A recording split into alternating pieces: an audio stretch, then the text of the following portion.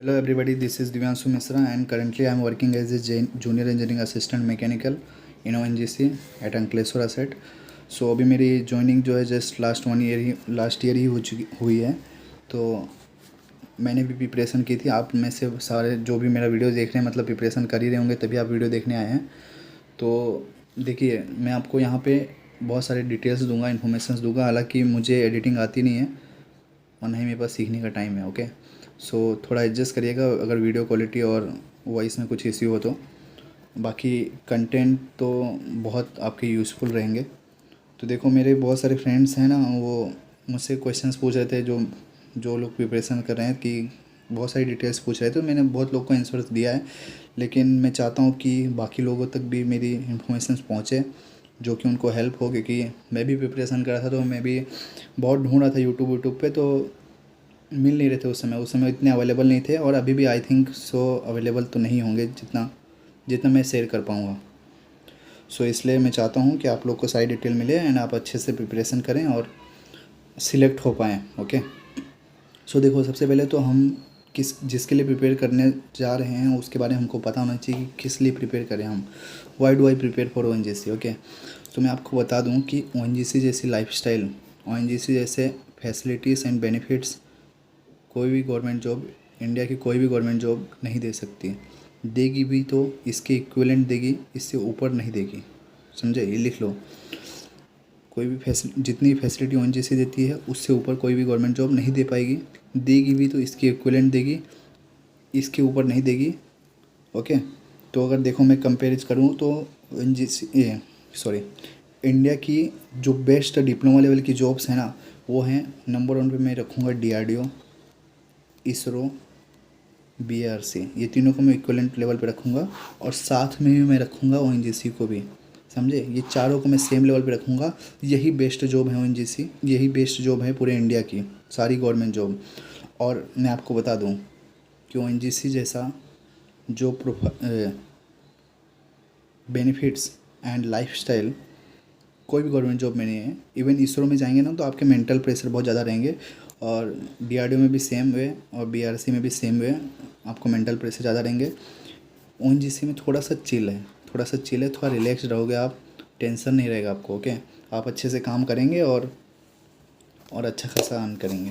ठीक है, तो अगर मैं बात करूं और इसको कंपेयर करना चाहूँगा, मैं SSC CGL से बिल्कुल कंपेयर करना चाहूँगा, क्योंकि मेरे बहुत सारे फ्रेंड लोग SSC CGL के लिए प्रिपेयर कर रहे थे। तो मैंने भी डिटेल्स निकाली थी कि क्या बेनिफिट्स हैं और कैसे कर सकते हैं। तो देखो, मैं बता दूं कि SSC CGL जो कि ग्रेजुएट लेवल की जॉब है, ग्रेजुएट लेवल के बाद पूरे इंडिया में बहुत लाखों करोड़ों में लोग फॉर्म भरते हैं एंड बहुत अच्छे से प्रिपेयर करते हैं। शिद्दत से प्रिपरेशन करने के बाद भी नहीं सिलेक्ट होते हैं, बहुत कम ही लोग सिलेक्ट होते हैं, सक्सेस रेशियो बहुत कम होता है। ओके, जो कि क्लास टू ऑफिसर बनते हैं, मतलब जस्ट IAS ऑफिसर जो होते हैं, IAS ऑफिसर जो क्लास 1 ऑफिसर्स हैं उनके जस्ट बिलो वो लोग काम करते हैं, क्लास 2 ऑफिसर्स होते हैं। उनका अगर बेनिफिट्स देखो ना, बेनिफिट्स एंड फैसिलिटी, सैलरी वैलरी, तो वो सब ONGC की क्लास 3 जॉब जो कि ये डिप्लोमा लेवल का जूनियर इंजीनियरिंग असिस्टेंट है, वो इक्विवेलेंट है। इससे ज़्यादा नहीं अर्न करते, वो सेम वे है। और रिटायरमेंट बेनिफिट तो यार पूछो ही मत, बहुत है। ठीक है, कोई भी गवर्नमेंट जॉब टक्कर नहीं दे सकता, IAS भी नहीं, कोई भी नहीं। अगर सेम लेवल पे बात करूँ तो सेम लेवल मतलब समझ रहे हैं आप, डिप्लोमा लेवल पे ONGC में लगे हैं तो डिप्लोमा लेवल पे कोई भी गवर्नमेंट जॉब ले लो, सबसे बेस्ट ONGC है। बीटेक लेवल पे ONGC लगे हैं तो बीटेक लेवल की कोई भी जॉब ले लो, सबसे बेस्ट ONGC है। ओके, सो ये था ब्रीफ कि क्यों प्रिपेयर करेंगे आप। समझे? आपको प्रिपेयर करना ही पड़ेगा। अगर आप अच्छी लाइफस्टाइल चाहते हैं, आप अच्छा पैकेज चाहते हैं तो प्रिपेयर करना ही पड़ेगा, झक मार के प्रिपेयर करना पड़ेगा। Okay, so second thing is, बहुत लोग को डाउट है यार सिलेबस तो नोटिफिकेशन में है ही नहीं, प्रिपेयर क्या करूँ मैं। तो देखो भाई, सिलेबस जो होता है ना, कोई भी कम्पिटिटिव एग्ज़ाम ले लो, अगर डिप्लोमा लेवल की कम्पिटिटिव एग्ज़ाम है तो उसमें डिप्लोमा लेवल के क्वेश्चंस ही पूछे जाते हैं। डिप्लोमा के सारे सब्जेक्ट के अंदर से ही क्वेश्चंस आते हैं। हालांकि थोड़ा बहुत नॉन टेक भी इंक्लूडेड हो सकता है, डिपेंड करता है एग्ज़ाम पे कि कौन सा एग्ज़ाम है, उसके हिसाब से नॉन टेक भी इंक्लूड हो सकता है। बट मेनली फोकस्ड होता है उनका टेक्निकल पे। तो टेक्निकल के सारे सब्जेक्ट्स जो है डिप्लोमा लेवल के, हालांकि वो engineering drawings and engineering mathematics को छोड़ के बाकी सारे जो कोर सब्जेक्ट्स हैं, कोर मैकेनिकल ब्रांच के जो सब्जेक्ट्स हैं उस पर फोकस करिएगा एंड उसको करिएगा, बहुत अच्छे से करिएगा, क्योंकि वो बहुत इंपॉर्टेंट है। ओके, वो उसी में से क्वेश्चंस आएंगे और सारे क्वेश्चंस उसमें से आएंगे, एक भी बाहर के नहीं रहते हैं। न्यूमेरिकल पे फोकस कम करिएगा, थियोरेटिकल एंड कॉन्सेप्चुअल क्वेश्चंस पे फोकस बहुत अच्छे से करिएगा, क्योंकि उसमें से ही क्वेश्चंस आते हैं। हालांकि इस बार थोड़ा पेपर पहले के कंपेयर में अच्छा होने के चांसेस हैं, क्वालिटी थोड़ी इंप्रूव की जाएगी। मैं बताता हूँ किस लेवल की क्वालिटी। आप एसएससी जेई लेवल की क्वालिटी को मेंटेन करिए, एसएससी जेई लेवल की क्वालिटी मेंटेन करिए and that will be enough for this. Okay, so देखो नेक्स्ट क्वेश्चन इज़, बहुत सारे लोग पूछ रहे थे कि भाई एग्ज़ाम पैटर्न कैसे होंगे, तो नोटिफिकेशंस में आई थिंक मेंशन होगा कि एग्ज़ाम्स जो हैं वो 80 मार्क्स का टेक्निकल होगा एंड 20 मार्क्स का नॉन टेक्निकल होगा। तो मैं आपको बता दूं कि आपका पूरा फोकस होना चाहिए टेक्निकल पे। ओके, पूरा टेक्निकल पे फोकस रहना, नॉन टेक को छोड़ देना, अभी के लिए छोड़ देना, तब तक के लिए छोड़ देना जब तक आपका टेक्निकल आपको लगता है कि मेरा बहुत अच्छे से प्रिपेयर हो गया है, उसके बाद ही नॉन टेक छूना, क्योंकि नॉन टेक का सिलेबस बहुत वास्ट है और सिर्फ 20 मार्क्स का है। तो नॉन टेक छोड़ दो, क्योंकि नॉन टेक है ना, टेक्निकल के लिए पूछ रहे हैं तो इजी पूछेंगे, 20 में से 10 तो ला ही लोगे। मैं अपनी बात करूं तो मेरा टारगेट था कि टेक्निकल में 80 में से 80 लाना है और नॉन टेक में कोई टारगेट नहीं था। नॉन टेक का मैं भूल ही गया था, मेरे को लगा ही नहीं था कि मैं नॉन टेक सोल्व करूँगा, क्योंकि मेरे को नॉन टेक बिल्कुल नहीं आता था, मेरा नॉन टेक बहुत वीक है। तो मेरा टारगेट था कि मेरे को टेक्निकल में 80 में से 80 लाने हैं और नॉन टेक में ठीक है जो भी आएगा देखा जाएगा। तो मैं बता दूँ मेरा स्कोर था 83 मार्क्स 100 में से, जो कि मेरे 73 मार्क्स जो थे वो नॉन टेक्निकल में थे एंड 10 मार्क्स मैंने अर्न किए थे नॉन टेक में बिना पढ़े। तो आप मेरे से तो बेहतर होंगे मुझे पता है, क्योंकि मेरा नॉन टेक बहुत वीक है। ओके, तो 10 मार्क्स तो आप ला ही देंगे, तो नॉन टेक का टेंशन मत लीजिएगा।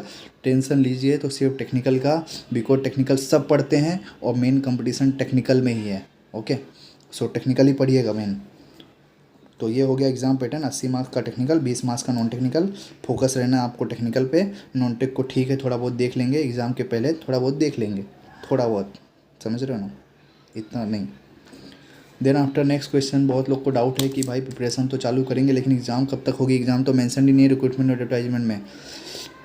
तो देखो ओएनजीसी कभी एडवर्टाइजमेंट में मेंशन नहीं करता कि हाँ एग्ज़ाम कब तक हो सकती है, और कोई बता भी नहीं सकता, जो भी बता रहा है झूठ बोल रहा है। लेकिन मैं यहाँ पे गेस करूँगा जस्ट, हालांकि ये तो ऑथेंटिक नहीं है, गलत भी हो सकता है मेरा गेस। तो देखो 28 मई तक तो फॉर्म भरा जा रहा है, मतलब ये महीना तो पूरा गया। ओके, तो 1 महीना जून और 1 महीने तो प्रिपरेशन करने के लिए देंगे ही, फिक्स है। तो एग्ज़ाम होने के चांसेस हैं जुलाई एंड तक। आप ये टारगेट रखिए जुलाई एंड का टारगेट, क्योंकि आपको प्रिपरेशन करने के लिए कोई तो टारगेट होना चाहिए, क्योंकि हाँ कब तक प्रिपरेशन हो सकती है उसके हिसाब से आप स्पीड अपनी डिसाइड करोगे कि किस हिसाब से पढ़ना है। तो आप टारगेट सेट करके रखो कि जुलाई एंड तक आपकी एग्ज़ाम हो सकती है, ओके, होगी, कभी भी हो सकती, कभी भी हो जाएगी, लेकिन जस्ट मैं एज्यूम कर रहा हूँ कि जुलाई एंड तक होगी। तो उस हिसाब से अपना टारगेट सेट करिए, अपना स्टडी टाइम बनाइए कि कितने घंटे आपको पढ़ने हैं, आपकी स्पीड कैसी रहेगी, तो उस हिसाब से एडजस्ट करके रखिएगा और पढ़ाई करिए, चालू करिए। तो देखो मेरे टाइम पे बात करूँ तो मेरे टाइम पे जो एग्ज़ाम है ना, एग्ज़ाम जिस दिन थी उसके जस्ट 1 वीक पहले ही एडमिट कार्ड आया था।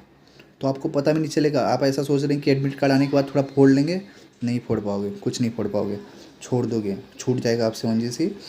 तो इसलिए पहले से प्रिपेयर करके रखिए, एग्ज़ाम का एडमिट कार्ड कभी भी आएगा और जस्ट उसके थोड़े दिन में ही एग्ज़ाम हो सकती है। तो अभी के लिए टारगेट रखिए जुलाई एंड और उस हिसाब से प्रिपरेशन करिए, ठीक है। तो अभी मैं ये वीडियो एंड करता हूँ बिकॉज़ ये बहुत लंबा हो चुका है वीडियो। तो अगर आपको कोई और इन्फॉर्मेशन चाहिए तो आप कमेंट बॉक्स में कमेंट करके बताइएगा, मैं ट्राई करूँगा कि वीडियो बनाएं, और मैं ऐसे ही बनाऊँगा जस्ट रिकॉर्ड करके, क्योंकि मेरे को आता नहीं यार एडिटिंग, तो सीखने का अभी टाइम नहीं है, लेट हो गया है। हालांकि मैं चाहता था कि मैं थोड़ा बहुत कोर्सेज बना पाऊँ जो हेल्पफुल रहेगा, क्योंकि क्वालिटी कोर्सेज अवेलेबल नहीं है ना यार। मैंने क्रैक किया तो मुझे पता है कि कैसे करना है प्रॉपरली, जो कि क्रैक किया वही बंदा बता पाएगा, और तो डिफरेंस रहता है एक्चुअली में, जो नहीं क्रैक किया हो जो क्रैक किया हो। ओके, तो लेकिन अभी क्या है, मैं पहले से प्रिपेयर नहीं था, अचानक आया है और मेरे पास अभी थोड़ा टाइम की शॉर्टेज है, तो इसलिए मैं कोर्स तो नहीं प्रोवाइड कर पाऊँगा, लेकिन मैं आपको डिटेल्स ऐसे प्रोवाइड करूँगा जैसे वीडियो क्लिप के द्वारा। ओके, तो तो ठीक है, thank you for watching this video. तो आप अच्छे से प्रिपरेशन करिए एंड सिलेक्ट हो जाइए यार, आ जाइए, ज्वाइन करिए हमारे साथ ओएनजीसी। Thank you.